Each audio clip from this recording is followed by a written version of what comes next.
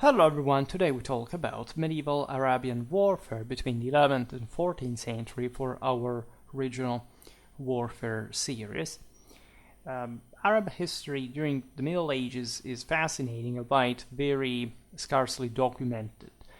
We're talking about the Arabian Peninsula specifically, and we will learn it just from the type of sources that are basically just the petroglyphs. Yes, we have some other archaeological, of course, lots of documentary evidence, but aside from those cultures that dwell around the coast, the sort of the more developed places in Yemen, we don't practically know much of what was happening in the interland. Right, so we're looking at the map in the territories of the modern states of Saudi Arabia, Bahrain, Qatar, the United Arab Emirates, Oman, and Yemen, plus an important part of eastern Jordan as well. Also eastern Syria, western Iraq, so the entire Arabian desert as well. We already talked about Arab warfare properly meant in ancient history, and we'll keep doing that. And this is an area that, as we will observe also today, in continuity with what we already said in those other videos, really does not undergo any radical change throughout the millennia when you look at the main political, strategical, and sometimes even tactical lines. The documentation changes also as far as the western, eastern, longitudinal divide is concerned. For example, and these were in fact the axis of the historical subdivision of the Arabian Peninsula. In the west, you had the Hijaz, so the Red Sea coastal region, what is now Saudi Arabia, that importantly, also as far as the control of other Islamic powers was concerned, included the holy cities of Mecca and Medina. Then you have on the other side the Bahrain, right, which essentially at the time included Qatar, the Saudi Gulf Coast, that is the province of Al-Azza. Then you have Oman in the southeast, and the Yemen, which at least in the southwest had sort of being the most developed part of the peninsula, and at the time culturally included the Hadramaut, that fundamentally is it is comprised by part of eastern Yemen, Dhofar in western Oman, and Nairan in southern Saudi Arabia. Right, and these are the main, say, coastal cultures. Then you have the hinterland, the central regions of the Arabian Peninsula that are a bit like the more silent ones, historically speaking, but where we know that, of course, lots of warfare was going on, exactly because of the political fragmentation, even with the scarcity of local resources, the primitiveness of the means. Definitely was a lot of ferociously violent warfare. Today's province of Dhofar in Oman in the Indian Ocean, so basically in the east, at the frontier with Yemen, seems to have been contested between the two areas, as well as partly like some interland. The dynamics, as you understand, both internally to Arabia and externally, are sort of the more developed parts having to fence off the nomadic attacks that periodically occur, especially in coincidence with the collapse of some major power that, especially in these areas, was not particularly stable in general, and so increasing the instability in this vicious cycle. Of course, there was some development, but it was also slow compared to other areas of medieval Islam bordering the same Arabia. In the 10th and the 11th centuries, Central Arabia and the Bahrain were ruled by a fundamentalistic as somewhat anarchic sect, the Karamita, the Karmatians, in the anglicized form. It was actually a pretty large group, mostly of Arab descent, but there were other, say, refugees were collected from the various heresies of Islam in this fringe area. Is really typical. We've seen how it happened, for example, in southeastern Anatolia as well, and the idea, of course, of these movements being, in fact, counterculture of some sort, being heterodoxy, challenging orthodoxy. The caliphate, in fact, the Karmatians had rebelled openly against the Islamic universal authority in Bahrain around 900. Remember, there are still the Abbasids. That's the most, the closest power that this century is also pretty strong in spite of the gradual decline. These sects, however, are ephemeral to some extent. In fact, the same Karmatians disappear in the 12th century, which also distracts the military historical focus from Central Arabian tribes. Their warfare that, in this sense, lapses from this point onwards into almost total obscurity. This is really in the diachronic and comparative work that we're doing, observing this the various medieval Eurasian, North African regions, really the poverty of this area, right? The meager resources, the desertic hinterland. And so even though there is some important development, especially in the southwest, the general level documentation is as scarce and somewhat disappointing. We do know something in general, however, about these broader cultures. Speaking of the Ijads, as we observed, the region remained importantly connected with the rest of the Islamic world because of its holy cities, and thus also receiving a bit like the greater civilizational influence of Egypt, being often under its suzerainty regardless of the specific dynasties that controlled it. In fact, the actual control on these land was scarce, very decentralized. As you know, the Ijads is not just a semi-desertic but also mountainous areas, especially from Egypt. Like you had Red Sea, but then you have these massive mountains on the sea itself, and so the hinterland is really severed from that. Paradoxically, as we will see, it's easier to reach from the Levant and Arab Levant. I mean, just the Asian Mediterranean coastal regions. However, it's important to see how the caravan routes that crossed the land were mostly from north to south, and given that Yemen was also very connected with Egypt, with also, as we'll see now, also more faraway places, including India, and from there into Central Asia, you have this very interesting channels that are confirmed as far as the Arabian viability of the same by the presence of mercenaries coming from Arabia, in fact, as far away places as the ones we just listed. Remember that, of course, these peoples being backwards and primitive and brutal and savage were good, reliable mercenaries. They were expendables, they were relatively cheap in terms of cost-benefit, like their performance and their cost. And so they were renowned as well in this function. During the First Crusade, the Ijads was, however, under Seljuk authority. This had occurred because of the Turkic invasions of the previous decades. The Turks, of course, had been somehow known. They had preferred to expand into more developed places.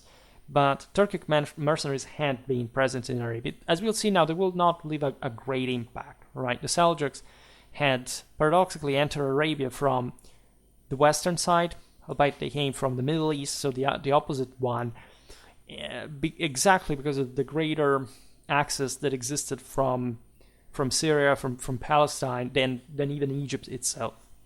However, also in this case, without much success.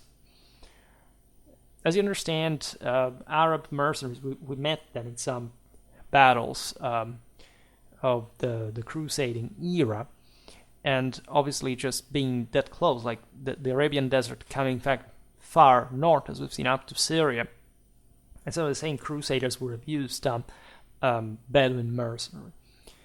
Oman sometimes came under the rulers of southern Iran, because obviously there was this greater proximity. This is true from quite a long time. Look at the Sasanian Empire, the control of the Persian Gulf, and this is basically just the coastal line. In the hinterland, there's the desert, so obviously it's very much exposed. It's a bit like North Africa as far as European influence throughout all its history is concerned. The Seljuks themselves, ruling from Persia, control Oman in the early 12th century. But also in this case, we're talking about the centralized rule. If anything, what the rulers care about is that the coastal trade continues smoothly, and then, of course, the local governors could continue enjoying a relative autonomy. There was nothing particularly to get into Arabia, aside some resources here and there, but mostly tolls, and so this capacity to control the maritime commerce with India, with China from there. Yemen was often politically fragmented in spite of its greater development, and this is also normal because the surplus is not this huge much in the first place. As you know, Yemen had a advanced civilization in the ancient era. It had witnessed an important level of urbanization, of infrastructural development, but yes, by Arabian standards, it wasn't this overwhelmingly developed place at all, right? And that's the reason why it's so unstable as well. This area was also more geographically distant from greater powers, so that it remained basically independent until the Ayyubids of Egypt extended their authority beyond the Hijaz into, in fact, Yemen in 1173.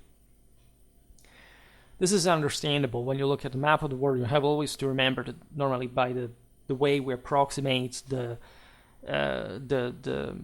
geographical reticulate, the more south you get, and of course the larger the Earth gets. So these places are actually huge, and somehow, aside from the coastal connections, very in fact difficult to reach because of the semi-desertic, not properly desertic hinterland, and so managing to enjoy some large autonomy, even when they are under these rulers. They had, of course, contact with the African Horn, the Aksum world. Like they had always been very close to one another. They had been using mercenaries. This was a long thing from a long time, because, of course, the Bab el-Mandeb Strait being so strategically relevant at the time as it is today. The Ayyubid rule in Yemen ended just over half of a century. The country eventually passed to the Rasulid dynasty, which, the same case as we've seen in the Persian Gulf, is true for the Red Sea, managed to maintain some good relations with whichever Egyptian ruler was there for a couple of centuries, without any need, or often even capacity, of the Egyptians to simply go there and impose their direct rule forcibly. They didn't even need that. All right. Important is also in this case that these rulers would let the trade go smoothly, and after all, if you control such an important strait between the Indian Ocean and Red Sea, you're the one to profit if it remains open, right? So if anything, problems exist when there is turbulence. You must intervene to actually compact a power. And again, though, these Western Arabs they're not so involved like in Mesopotamian affairs to have anything in particular against Egypt. On the contrary, this could simply back them against the Omanis. And that was also relevant because, as we've seen, there was a maritime route that passed along the southern Arabian coastland.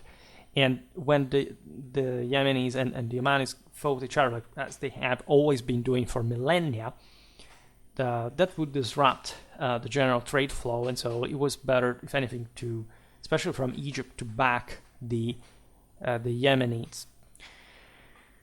When we look at the Arabian hinterland, we see, as we've seen, the most shockingly brutal picture possible, at least when we are unlucky to see it in the first place, even though we are lucky. In that case, we are lucky historically.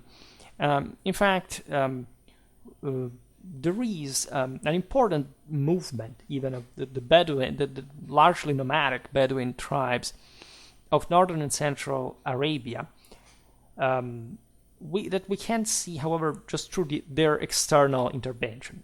So essentially, these peoples, we've seen it since the Bronze Age, and in the relative series, they always spawn in this sense. Every time there was some sort of collapse of turmoil in the greater, heavily advanced civilizations of Mesopotamia, this barbaric nomads of the Arabian desert came out and exploited the situation to raid, to loot, and so until the next strongman would manage to actually recompact power in the civilized world and also chase them into the desert, as we've seen in some videos of how the Assyrians, for example, coped with the Arab invasions. It was important, especially to disrupt their oasis supply chain system, and that's quite fascinating. And the same thing worked more or less in the same way at the time. Now, as you know, between the 10th and 11th century, the so-called golden age of Islam is actually shattered, right? The Abbasid Caliphate is more unstable. There are lots of issues internally, just from a religious, military, and more point of view. There are lots of different groups, actually. We've seen the Dailamis, we've looked, of course, at the Turks, that are changing, really, the military landscape of the region. And the Bedouins participate to this by, again, seizing as much as they can and setting up many small principalities in the neighboring regions of Syria, the Jazeera, and Iraq. I made a video for all these regions already, so you can see in those also, in fact, some distinctively Arab influences. For example, bamboo shafts are typical of Arabian warfare throughout all the period and throughout the millennia, telling the truth. And of course, these were the useful, violent war bands that any state bordering the Arabian desert had not just to cope with, but could simply hire and use himself for whichever military purpose. Needless to say, the Bedouin warfare remained largely traditional. This doesn't basically change in the essence until the 20th century. In spite of the introduction of firearms, etc., it's pretty much the same thing. You can argue that at this point it was very similar to the late Umayyad and early Abbasid warfare, right? Very resembling the same armies. At this point, the Arabs had cultivated further their horsemanship. Historically, like at the time of the early Islamic invasions, the Arab armies were normally on foot, largely were a sort of phalanx, and then they gradually evolved as they entered, indeed, the Byzantine Levant and the Sasanian Middle East with an increased use of cavalry. And this is what had at least, in fact, developed during these years. Bedouin armies emphasized cavalry, armed with swords and long spears. This was really an elite minority, as you can imagine, displaying substantial arms and armor, for example, being protected by mail hauberks. which is also indicative of a type of warfare that, as we'll see now, does not use an excessively large amount of horse archery at all, right? Even though archery is very important in Bedouin warfare, there is still something more, even in the semi-nomadic character or openly nomadic character of these people, something extremely different from, for example, the steppe Western culture that the Seljuks bring, right? And the Arabs do not really change their warfare, even though they were influenced by the Turks as well. We see some unarmored horsemen riding even without stirrups. So in what had been essentially the pre-Islamic style, as late as 11th century evidence. This is fascinating because, again, they didn't need that, right? It wasn't much, of course, even the resource to foster like particularly developed horsemanship, camelry in a way that the gear had to adapt in very sophisticated ways. It was a shockingly primitively savage, brutal, and underdeveloped type of warfare that, again, rendered these soldiers expendable in many of the more advanced armies, also with good results, right? You always need this kind of raiders in many operations. Admittedly, yes, at this point, the Islamic world does not lack those because of the steppe equivalent. But again, the Arabs are also close at hand. There is this, especially Egyptian connection that tends to be also with the desert from the African side as well, like displaying this Bedouin element, whether, again, North African or Arab. The favorite tactics were the traditional Arab kar ba far that had spread during the Islamic invasions far and wide.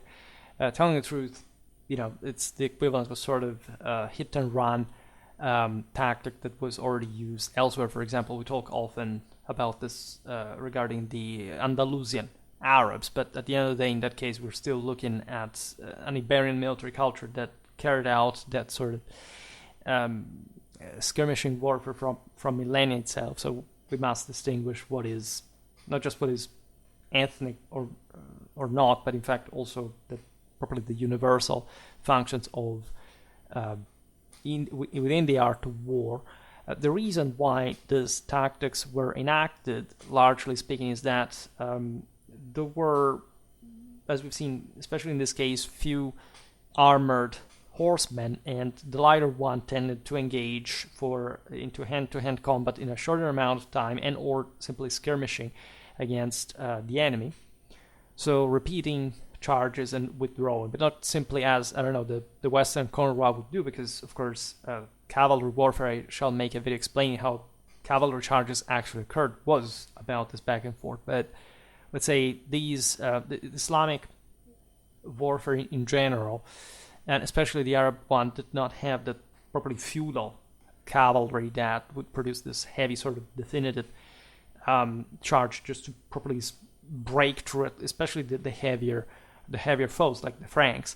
And so here also in crusading warfare, it's interesting because, for example, the Turks had a narrow but much more developed armored elite element within their armies that the Arabs fundamentally did not have in the same way.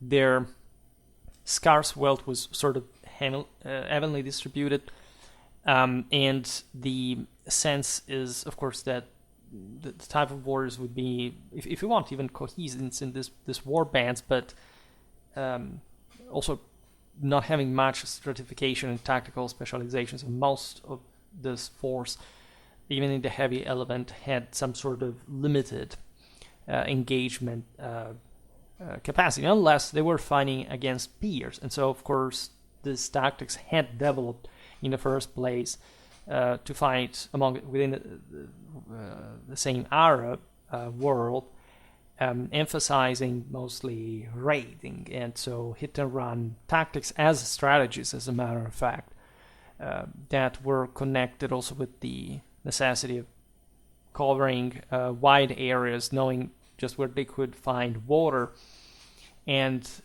essentially chasing each other across this otherwise no man's land, right? Desertic context. Attacks on the caravans were sort of the standard banditry, like sort of Mording type of warfare here. And it was vicious. Again, the tribal warfare is definitely that fanatic, that aimed on properly eradicating other people's seed and seizing their resources, substituting themselves to what or not, with a pretty consistent level of individual combativeness. Such troops were still present, by the way, in the 12th century in countries like Syria and Palestine. Here they served in the army of Nur al-Din and other lesser princes.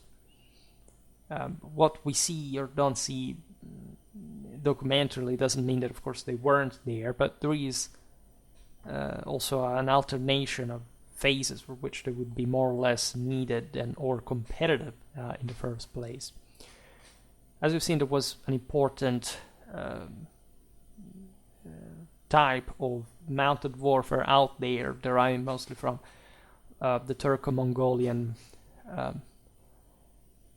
style that would counter ferociously this sort of more primitive, ferocious, outdated to some extent tactics, at least with the technique that was available at the time. Various sources describe, however, these Arab horsemen.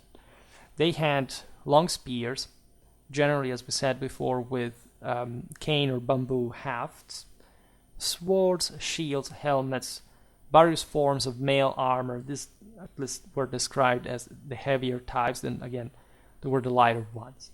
Archery is a bit tricky here, because while it was particularly relevant in Arabian warfare, it wasn't, in, as we said before, in the horse archery direction, right?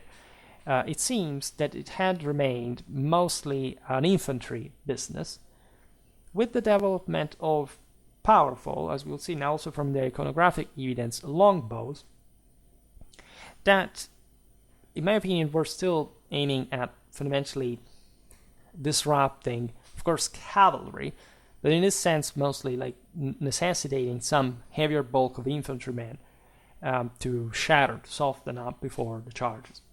So these tactics would be complex. It's not like the Arabs lacked every sort of single tactical element that other armies already had at this point. If anything, we see that they had these composite bows, larger, generally at least larger in size than those of the same Turkic horse archers of the steppes, right? Something similar to Byzantine weapons. The reason, in my opinion, is again infantry combat, because you can't quite use as effectively a longbow on horseback as on foot. You can, but it's not like the best designed weapon. It's just like saying, I don't know, can you use a two-handed weapon on horseback? It's a bit complicated.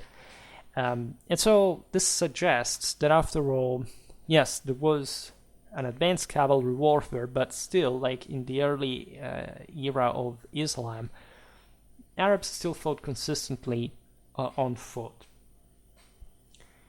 There is an eventual decline in the demand of Arab warriors over time for the aforementioned reasons. Like the outer warfare gets a bit more sophisticated, but these war bands in foreign employ do not disappear. We see Arabs in the Ayyubid and Mamluk armies during the crusading eras. We've seen also in some battles specifically. We hardly see them as a central element, right? There are battles in which, I don't know, the Sudanese infantry in the Egyptian army was a very tough thing, like resisting with their spears and longbows against even the Frankish cavalry charges for an entire day of combat before being actually destroyed. This was the third battle of Ramla, if I'm not wrong. The Arabs are, again, this lighter element. They're mentioned in the sources, but they do not have this critical relevance in other Islamic armies. However, we see them further recorded in a pretty far place, after all, that is eastern Iran, even Afghanistan, in the Ghaznavid dominion, right? And this is fascinating.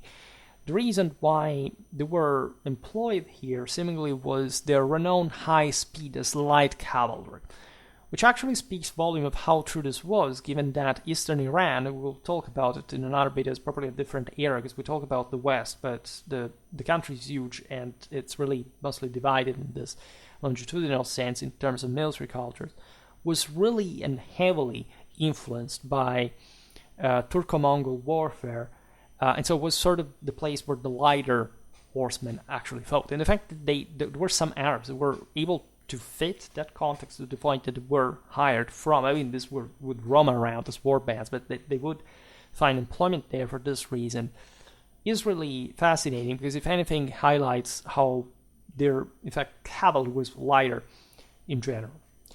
We also find some Arabs in 12th century Byzantine employment.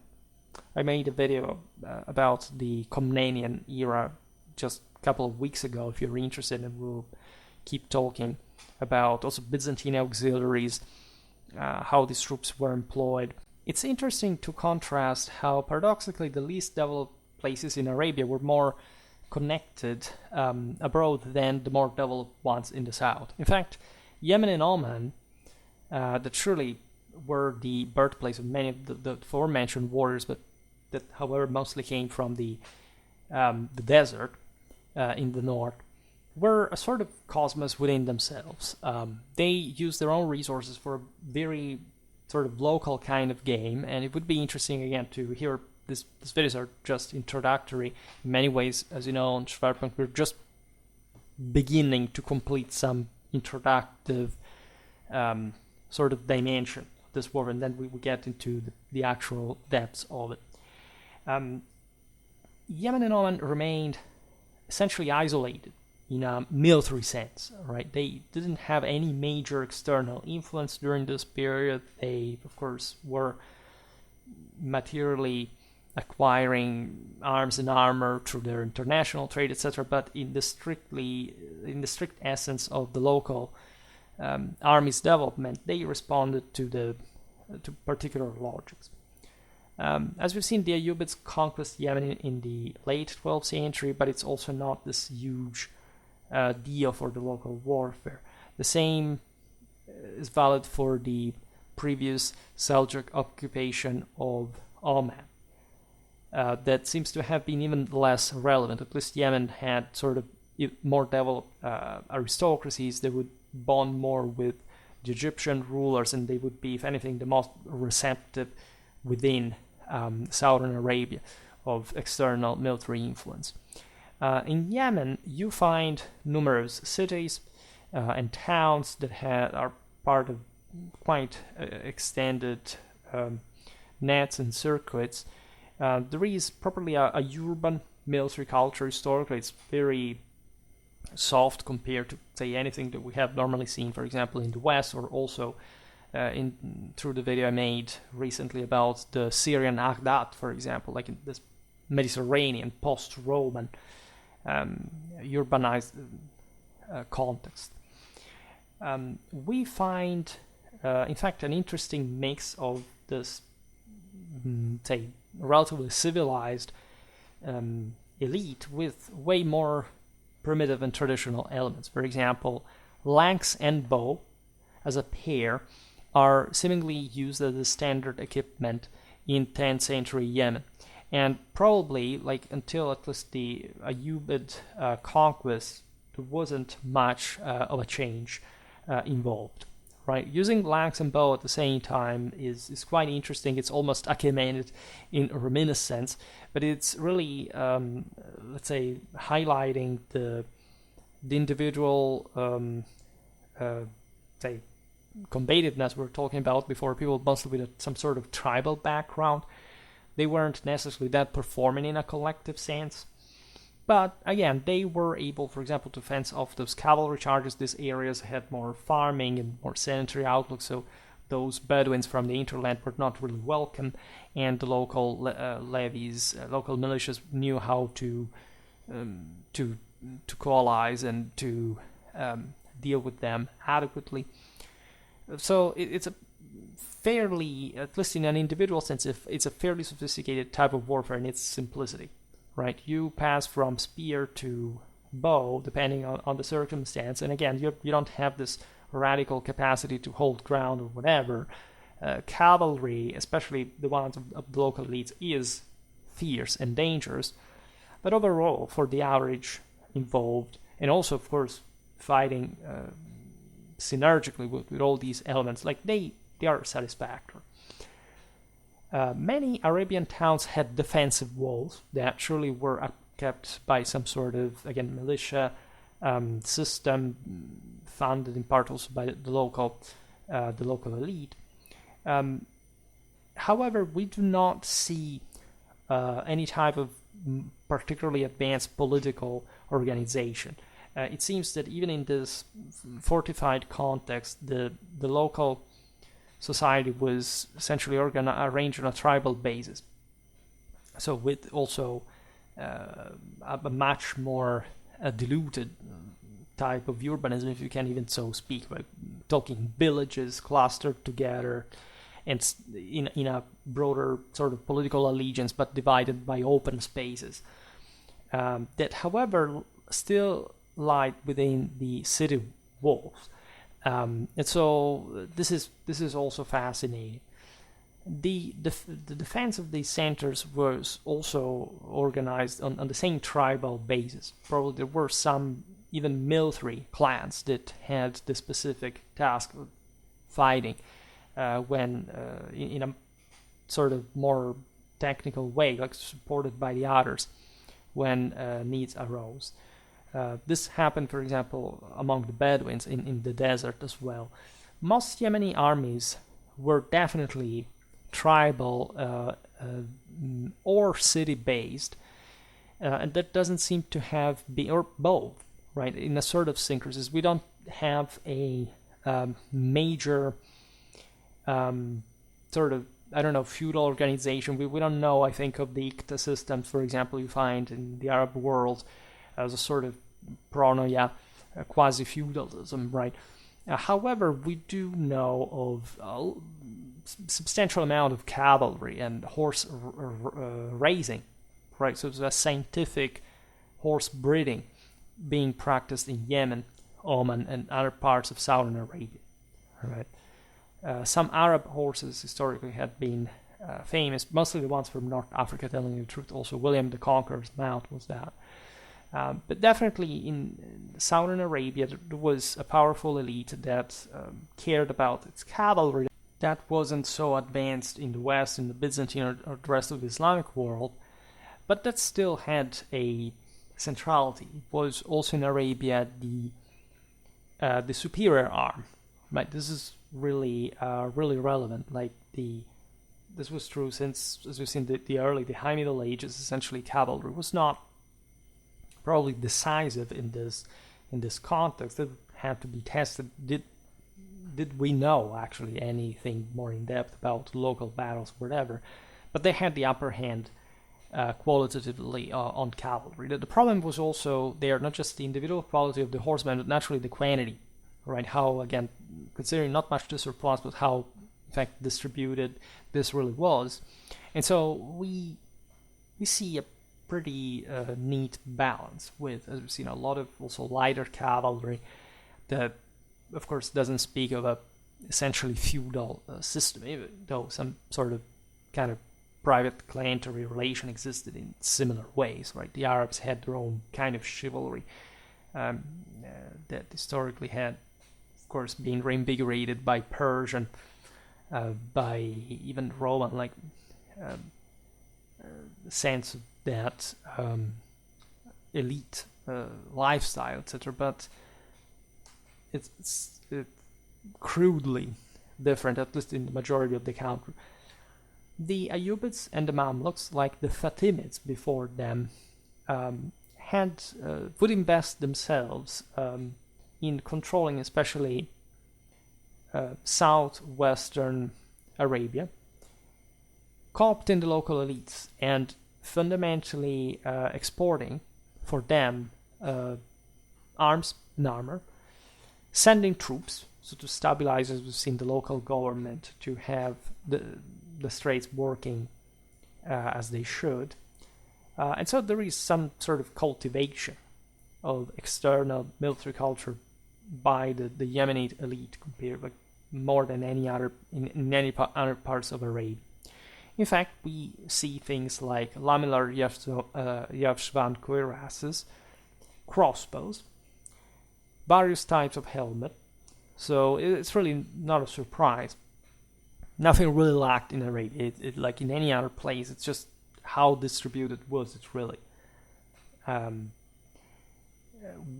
Especially the hinterland was incredibly conservative and archaic materially speaking, but again, more movement existed along the coasts.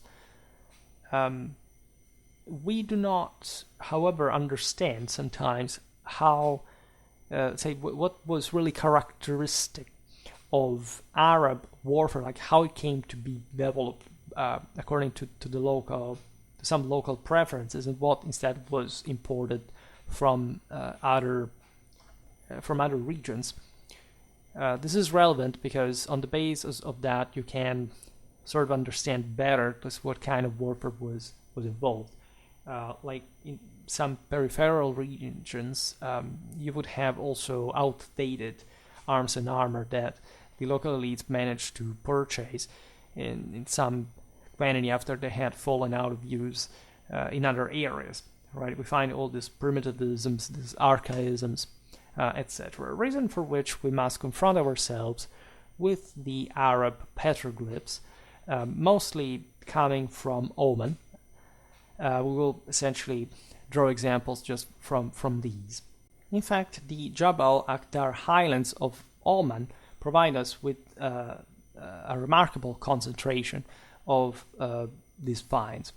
The petroglyphs are essentially an ancestral relic, primitive art if you want, that the Arabs had developed, especially from like the, not necessarily just a semi-nomadic context, but it's a bit like the Bible of the steppes, right? In this hinterland where it was also difficult to orient yourself, you had this type of monuments of stones that essentially marked the territory itself, showed who ruled there, what kind of power display existed. They cost, right? It's not just like some random stone place there. And we do get some interesting variety of iconography, by the way. We find subtropical animals. We see even up to like in the 20th century, we find on this petroglyphs literally some early cars that are depicted by the Bedouins. But obviously enough, the most prominent subject are human beings in some kind of, say, relevant symbolical costume or weaponry, right? And it's practically impossible to date them precisely because they're so crude and similar to one another. There is too few for us to simply discern them. However, we understand that some of them, at least, were from they're from the Middle Ages, right? They were made at the time, were carved at the time.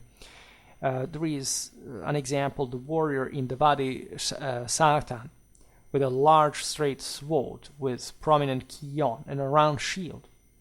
Apparently, he has a crossbar hand grip as well. And the interesting aspect is that that kind of grip for the Omani shields would be used, in fact, until the 20th century as well. So this happens in other parts of the world. We see some typical armament that really didn't change much throughout the centuries, even when there were automatic weapons, like still there were this kind of ones used next to them. There is a group of petroglyphs in Al-Daris that fundamentally are split in two categories. In one, we see horsemen with the aforementioned typical long spear, accompanied by 2 archers on foot, which again reinforces what we were saying before about the importance of the infantry, and in this case, bear in mind also some essentially missile infantry. This is, again, we don't know when this is really datable, but remember that there is a time, especially towards the 14th century, which definitely cavalry starts, let's say, having greater, let's say, retinues. Historically, we don't know if this was the same case in Arabia already from before. It's likely, but it's possible that also the Arabian warfare witnessed a shrinking in infantry capacity towards the later Middle Ages. However, in the first category, we see one of the bows is being large enough to be a longbow as well, which speaks of, of probably some kind of specialization. Not that normally in a traditional context, longbows are anything special. They're just modeled on the wielder's size, right? And so the typical longbowman is just a guy that uses the longbow for hunting or whatever it is, large on his own. This is the same for many, English longbowmen in the 13th century, even before the more famous English tactics of the 100 Years' War came to be better. No, it was normally in other areas. We've seen longbows in Germany, in France, in Italy, where the crossbow, by the way, takes over. Here, the reason why the bow is so important is because, again, it's a less technically advanced place. People just find the longbow to be more effective, or the bow in general to be more effective and suited to their needs for some reason. The interesting aspect, however, is that this bow, as long as it is, it's not really recurved. One has curved tips, so it is possible that these were composite longbows, right?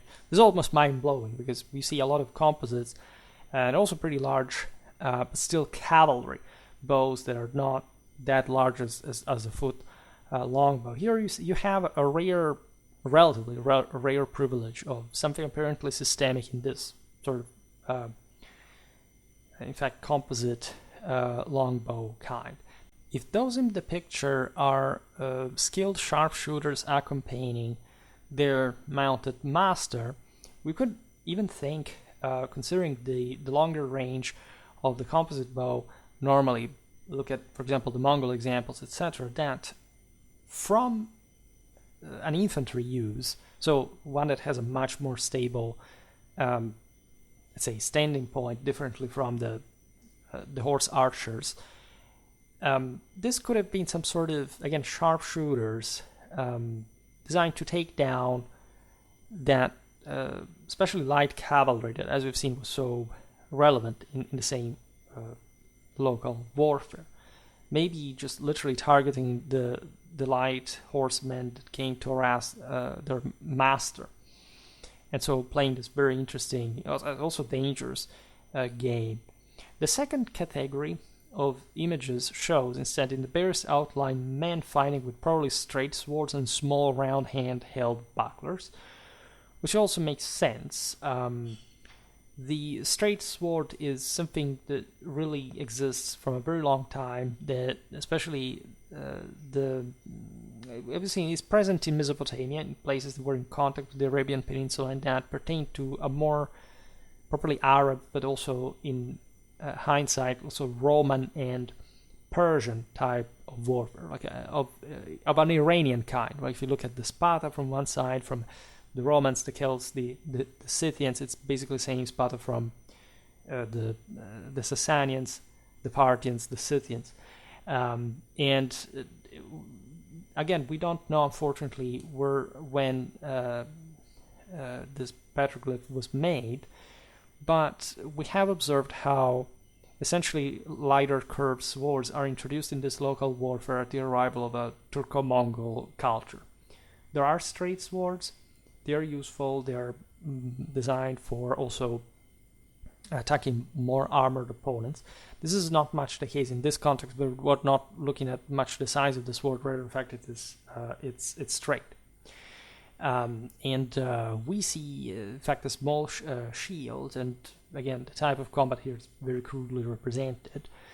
But it's important to stress that Arabia was also in this case not probably very influenced by the external developments in arms and armor, and the blades remained largely straight. We'll see, actually, there are some petroglyphs showing us curved swords as well, but this can't be specifically connected with an external, in fact, influence.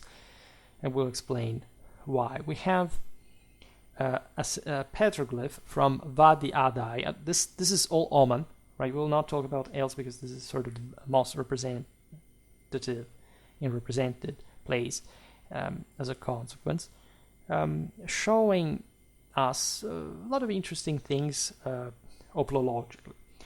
A battle scene is depicted. The warriors are involved are represented with a small shield and spear, or a small shield and straight sword, like in the previous example, or even shield alone, but these are all bucklers fundamentally. Again, we do not know exactly what the imagery wanted to mean. Of course, there weren't, like in the latter case, I don't know, guys going in combat just with a buckler. But I don't know, maybe archer. I mean, here it's not likely what they wanted to represent, but the sense, as we've seen, there were lots of spearmen / archers, for example. This proclivity to, some sort of lighter kind of combat in general, even for the infantrymen, is fascinating. There are riders as well, holding both shield and sword in what is a typically pre-Islamic, let's say immediately pre-Islamic type of art. So again, we don't know when this petroglyph was created either, but it can be that simply the older styles remained in the local art in spite of all the changes that had occurred in the following centuries, the first Islamic expansion. We see spears almost invariably shown held in two hands as a consequence, by the way, and this was a consequence of the ancient sort of contest type of warfare that was seen also a bit as more heroic, because the guy who had that was sort of more shock elite, like was a lancer, was a guy who had greater training, and so the hero tendentially would seem like that. Remember that there were cataphracts around, at least in Mesopotamia, when the Arabs were observing the Persians and the Romans clashing there. So there's all a type of equestrian culture and material influence to some extent that the Arabs assume. Like, again, they don't have this feudal culture that allows them to have ultra heavy cavalry, but some cataphracts would have existed at the time as well. And this remained a bit the standard of the hero. Also, Islam took so much from, especially the Sasanian iconography, ideology, and that was ultra heavily feudal culture, as you know. This seems to have remained. Naturally, it's possible that in the full Middle Ages there were still some kind of, again, of horsemen holding the spear with both hands. We see both sword and spear in combination with a shield as well. This means, by the way, that if there are no bridles involved, this is a time in which stirrups were already present, so it's likely posterior to the let's say Muhammad. And chronologically, it's difficult to tell, because, telling the truth, cataphracts, etc., had systems of organic straps to remain tied to the horse. So these are just guesses at best.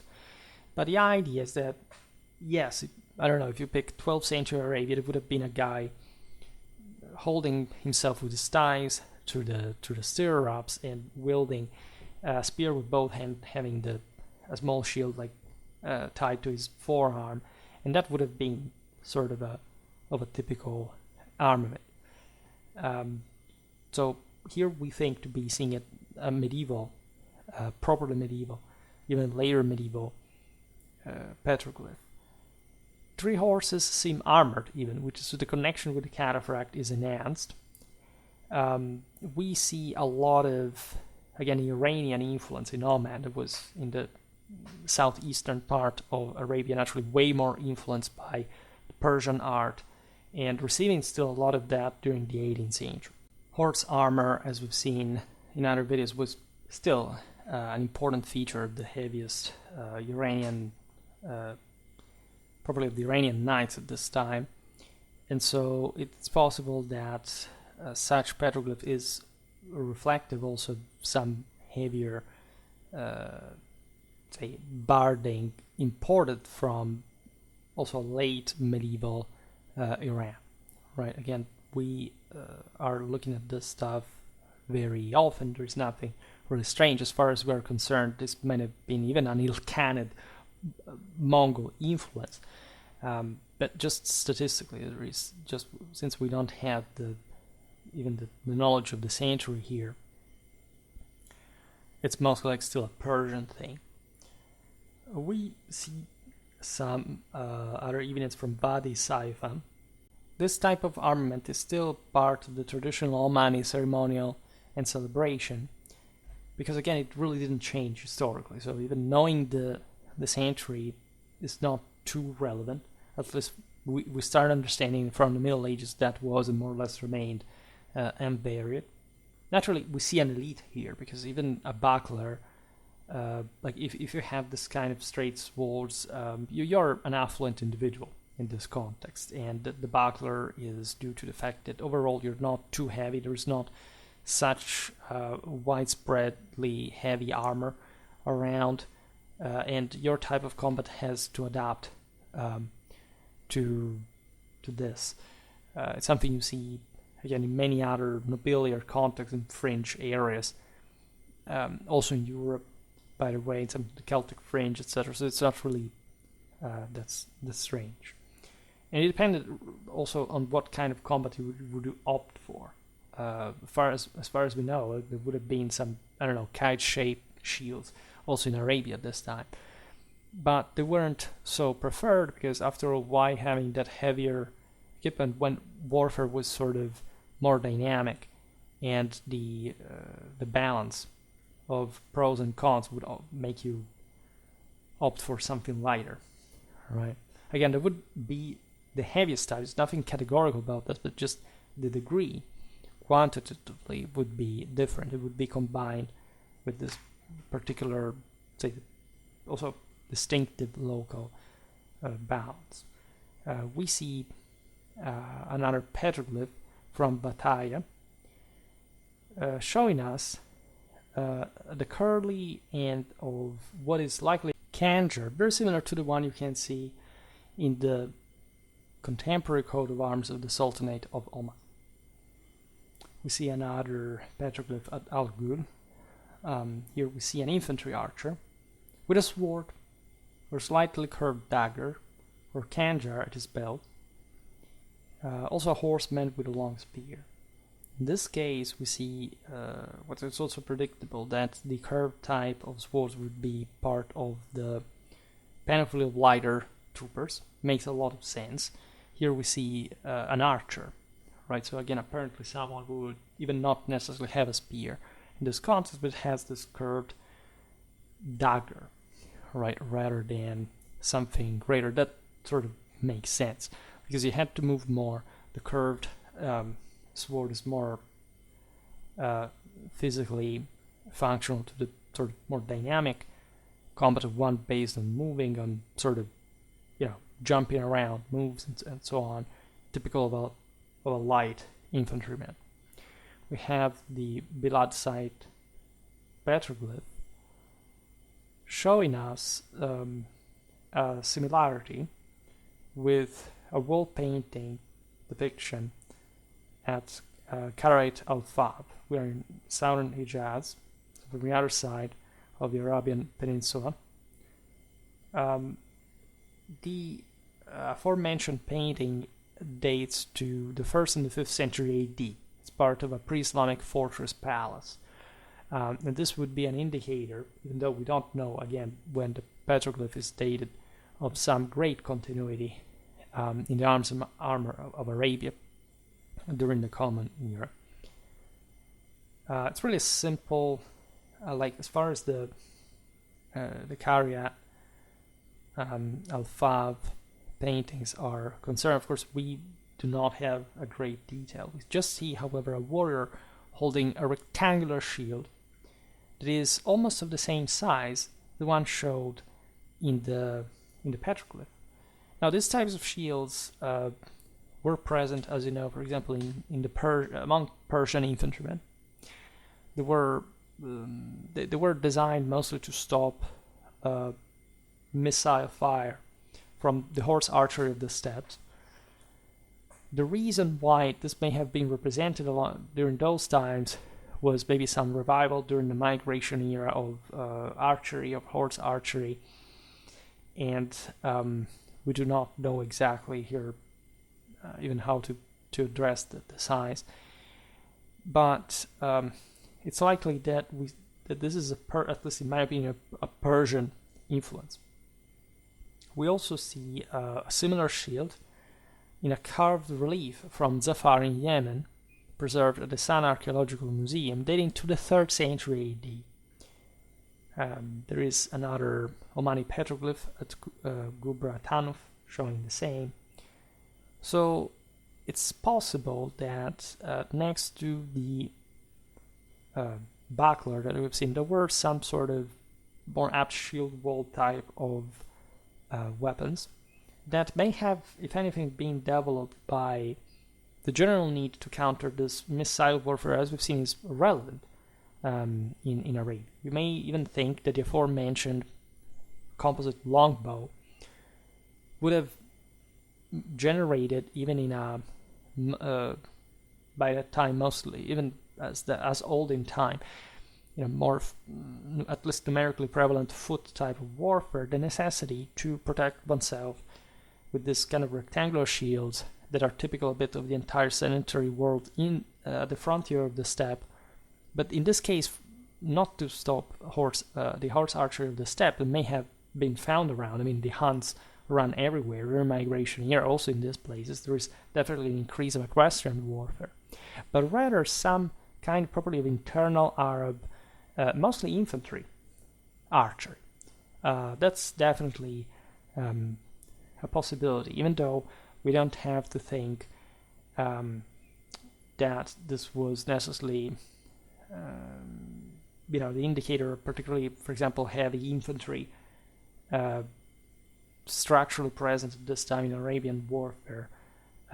Yes, there was, but still dynamism was such that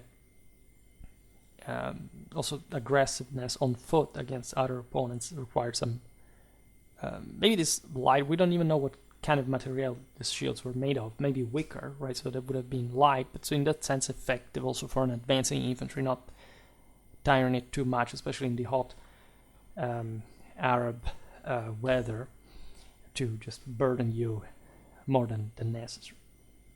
That actually could have been a response even to the partial lack of armor. Aside from the fact that resources were scarce, as we've seen in some contexts, due to the actual temperatures. For example, look at Crusaders' panoply in the Levant. There's this saying that they would have used some kind of lighter type of equipment also for the heat. Yes and no. I mean, both things are true. I mean, the first need is defense. Like, if you need to defend yourself, even if it's hot, you're going to prefer being protected. And we know it because there were incredibly heavy type of troops out there. And so if anything, it's mostly connected with the scarcity of armor to cool. But maybe that environmental factor also played some sort of role, right? And if anything, these examples scattered, as you understand here, throughout all Arabia in time and space are the proof of a persistence, of a continuity in these military styles as something more strictly Arab. for a reason or another.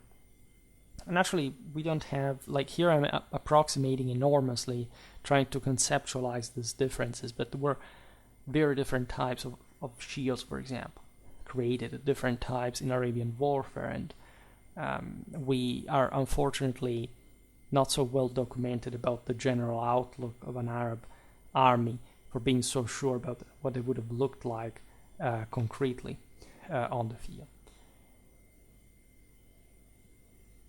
Finally, we see there's a completely different type of evidence that may be just almost an April's fool, because you have essentially a pot, a sort of, not even, it's some sort of smaller container. Some people say that we know that it dates to the 13th century. It's preserved at the Historical Museum of Al Ain of Abu Dhabi in the United Arab Emirates.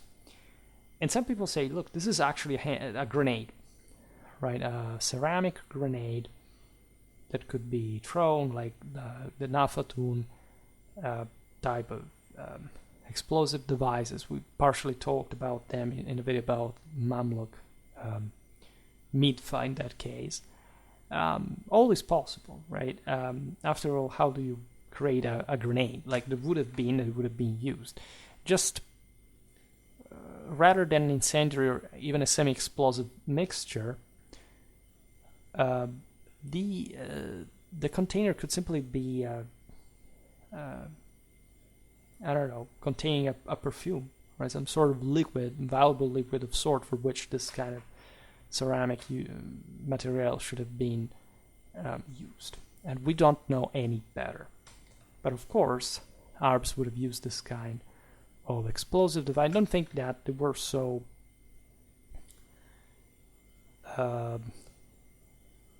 say backwards in the sense that they couldn't have such kind of weaponry.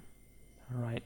We tend to perhaps even underestimate how they would find, especially for warfare, the resources, right, to use this device, especially as we've seen, they had a lot of wooden fortification, but also massive ones for which they needed even maybe something explosive. We don't know.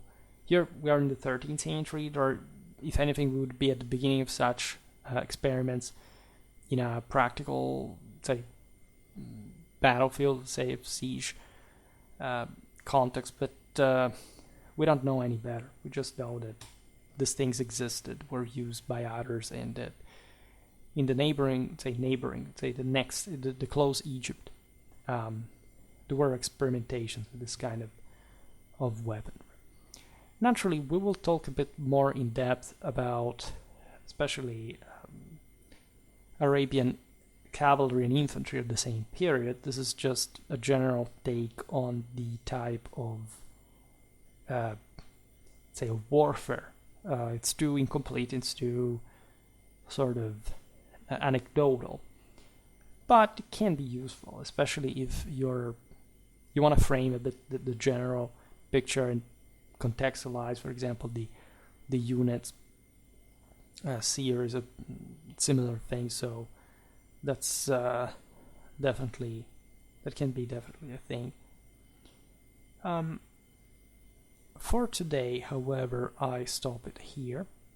I just hope that you enjoyed this video. If you did, please share it. Otherwise, leave a like or subscribe to my channel if you're interested in my upcoming content. As always, I thank you heartily for listening to me. I wish you a nice time and see you next time. Bye.